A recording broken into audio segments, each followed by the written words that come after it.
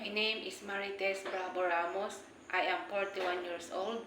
I am from Burgos, Lupao, Nueva Ecija.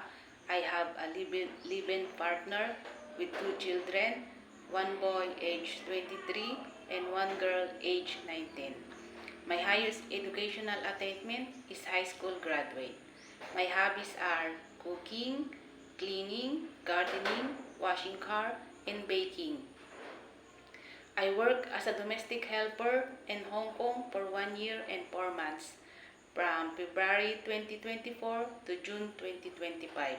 I serve one couple and 2 kids, aged 9 and 11. My work and responsibilities are cooking Chinese food, cleaning the house, ironing, washing clothes, send and pick up the kids from the school, cook and send their lunch box, and follow them if they have other activities. I also work in Middle East for 14 years in one employer only. I serve one couple and one daughter, age 10. My duties and responsibilities are cooking Arabic food, cleaning the house, ironing, washing clothes, gardening, and washing car.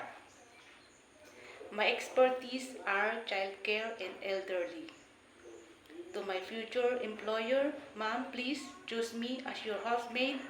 I promise to be a good helper and I will finish my 2 years and more. Looking forward to work with you as soon as possible, Ma'am. Thank you.